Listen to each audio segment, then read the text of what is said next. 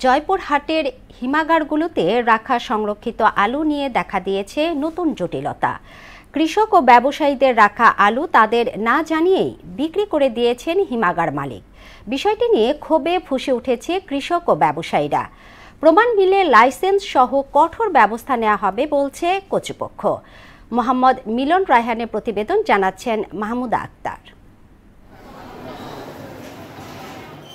আলু উৎপাদনে দেশের দ্বিতীয় বৃহত্তম জেলা জয়পুরহাটে নভেম্বরে শেষ হবে হিমাগারে আলু সংরক্ষণের সময়সীমা। কিন্তু কৃষক ও ব্যবসায়ীদের না জানিয়েই বেশ কিছু হিমাগার কর্তৃপক্ষ সংরক্ষিত আলু বিক্রি করে দিয়েছেন। তাতে দেখা দিয়েছে নতুন জটিলতা। কৃষকদের অভিযোগ, সময় শেষ হওয়ার আগে হিমাগার কর্তৃপক্ষ তাদের আলু বিক্রি করে দিয়েছে। আলু রাখছি, আদার রাষ্ট্রে বিক্রি করেছে নিজে, আর আদার ডাইরেক্ট বিক্রি করেছে কোম্পানি। বাধ্য হয়ে 100 টাকা বস্তা হিসাবে আমি টাকা নিয়েছিলাম। ঠিক আছে, এগুলা পদক্ষেপ সরকারের তো আগে নেওয়া উচিত ছিল। কোম্পানি হয়তো 500 বস্তা একজনের আছে, তার হয়তো বা 250 বস্তা বিক্রি করেছে। ব্যবসায়ীদের অভিযোগ, হিমাগারের ভাড়া কৌশলে তুলে নিতে মালিকরা বিনা অনুমতিতে তাদের আলু বিক্রি করে দিয়েছেন। বিভিন্ন স্টোরে আলু বিক্রির কথা উঠছে এবং বিভিন্ন কৃষকের আলু বিক্রি করছে স্টোরের মালিক পক্ষরা। বেশ কিছু আলু বিক্রি করে দিয়েছে। এতে তো আমরা ক্ষতিগ্রস্ত হয়েছি। আমরা আলু রাখছি হয়তো একটু লাভের আশায়। তাদের ভরার টাকায় হবে না, সেই জন্য তারা আলু বিক্রি করছে। কিন্তু এখন বাজার ঊর্ধ্বগতি, কৃষকেরা আলু নিতে আসছে, তারা ওই রাখা আলু এখন পাচ্ছে না।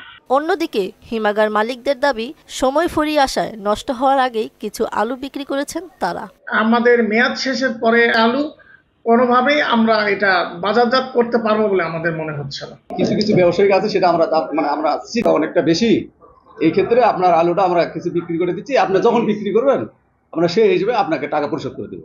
সংরক্ষিত আলু বিক্রি করা অপরাধ, তদন্ত করে প্রমাণ পেলে আইনগত ব্যবস্থা নেওয়া হবে। কৃষক বা ব্যবসায়ী যারা আলু রেখেছিল এবং যাদের আলুগুলো বিক্রি করে দেওয়া হয়েছে, তাদেরকে না জানিয়ে তাদের আলুর মূল্য পরিশোধ করতে যদি কোনো ধরনের গড়িমসি করে, তাহলে তাদের বিরুদ্ধে আমরা আইনগত ব্যবস্থা গ্রহণ করব। কৃষককে বাঁচাতে কৃষি বিপণন ও প্রশাসনকে একসাথে কাজ করতে হবে বলে জানান কৃষি বিভাগ।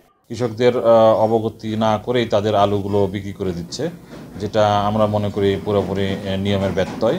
এই ব্যাপারে কৃষক ভাইদের আমরা সজাগ থাকার জন্য পরামর্শ প্রদান করছি। সেই সাথে বিষয়টি নিয়ে তারা জেলা বিপণন কর্মকর্তা এবং জেলা প্রশাসক মহোদয়ের সাথে যোগাযোগ করার পরামর্শ দিচ্ছে। এবছর জয়পুরহাটে 43,000 হেক্টর জমিতে উৎপাদিত হয়েছে 10 লাখ টনেরও বেশি আলু।